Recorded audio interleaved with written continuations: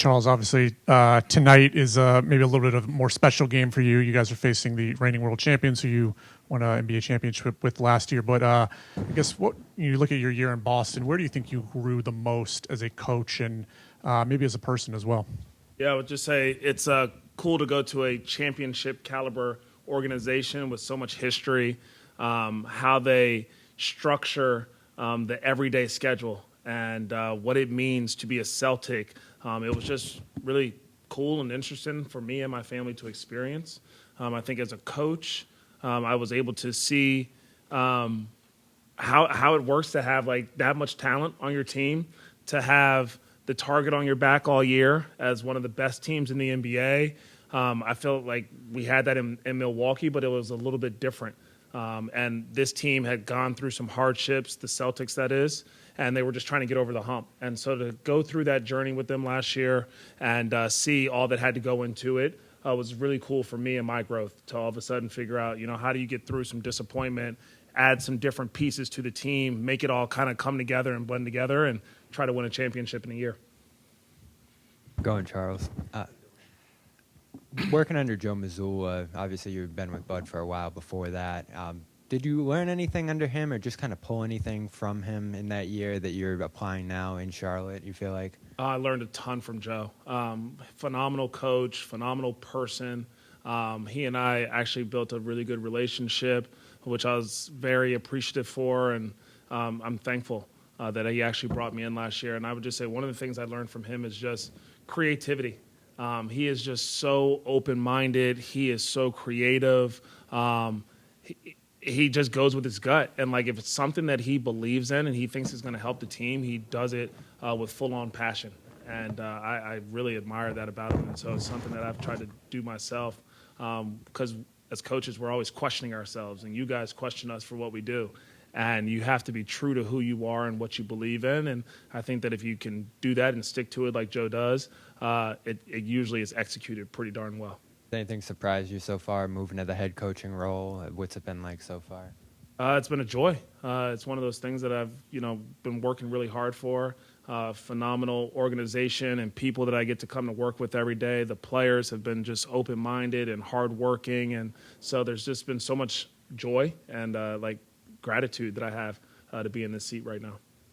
With Brandon, he's obviously questionable tonight. He's been out for obviously the last week or so. Just wondering how you decide whether or not he's able to play and just, what do you want to do there? Yeah, that decision will be made after he gets evaluated and some treatment and warms up, and we'll see where he is. I think he's had a couple good days on the court, and that evaluation will be made a little bit later.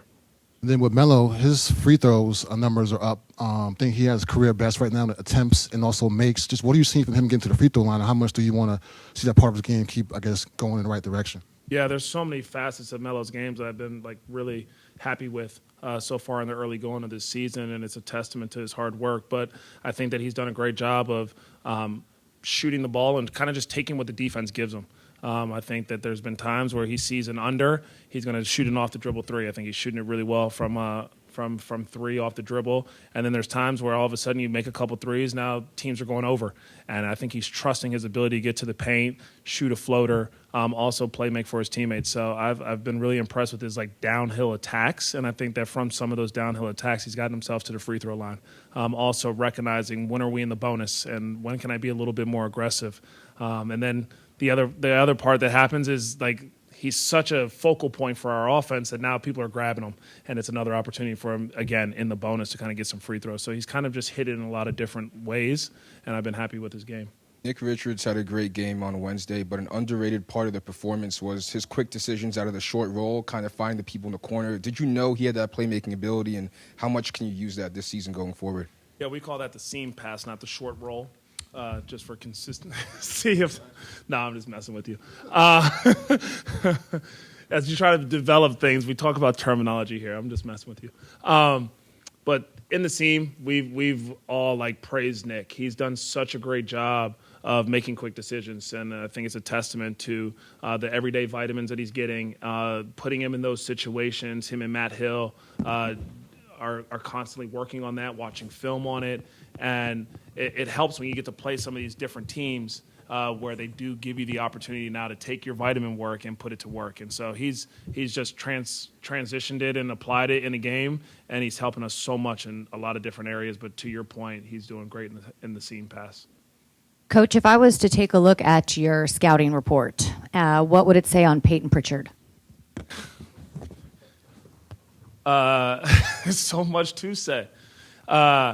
Take away the three-point line for him. I think that he's done a really good job of playing off the ball, embracing, like, hunting threes, off the dribble, catch and shoot. I think that he's a underrated defender. He will pick you up full court. He's really physical. He's feisty. He's competitive. He just brings so much to their team, and I think that he's helped them. And obviously in that Indiana game, I think that some other guys maybe weren't playing as well, and they have trust, they have confidence. He's earned their trust and confidence and faith, and so he gets to finish that game and play in overtime. So he just brings so much to the table. He brings another level of, like, pace to their offense too. Charles, you were a man of few words with us last year. Was there a focus last year, knowing you were close to this level, and what was it like to finally get told yes? I mean, you've been waiting. You've been a coach on the rise for a few years now. What was that like? But last year, it seemed like you were locked in. Oh, definitely. I mean, you have a team that you get to work with that is, like I've said before, historic. And, we had a chance to win a championship. And so for me, it was an opportunity to come in and just do whatever I could do to help the team. They had already made such great strides. And so whatever Joe needed, whatever the team needed, that's what I was focused on doing. And then also knowing that experience could help me diversify like just my background of working with different superstar players, another championship journey and playoff experience. So there was just so much to take from it, and I wanted to make sure I soaked it all up because I did feel, like, to your point, that I was getting close. And it's like when you have that opportunity, you want to be ready. My final question for you is, does it feel like you're, like, playing your brother tonight? And what, if any, kind of, like, text messages or exchanges have you had with any of the players or the coaches? You don't have to share the messages, just if you guys have sent any text messages. Yeah, no, there's been some text messages. There's been some missed FaceTime calls. One person I'm a little salty at that he didn't pick up the phone. But, yeah, when you go on a championship journey with somebody and you live with them and you go to practice and you've had a little bit of heartache of not winning the NBA in-season tournament, whatever it may be, there's bonds that's built. And so I've gained a lot of brothers, like you've said, on the other side. And as much as we want to compete and battle in the game of basketball off the court, there's just so much love for a lot of the guys over there. Spoke to Jrue Holiday shoot around today. He said happy for him, but hopefully there's a lot of trash talk coming your way. Could you just talk about, as Shannon said, like the scouting report on Jrue as well? Yeah. Serious or funny? The scouting report on Jrue. He is a very good player. He's obviously shooting the ball really well. Loves to go left. Good defender. I mean, he's a good player, and I think that he's done a really good job of embracing a new role in Boston. I think now in year two, the couple games that I've watched of their season so far, he's even more comfortable, I think, in that role. And so on both ends of the court, he brings this winning championship pedigree to every game.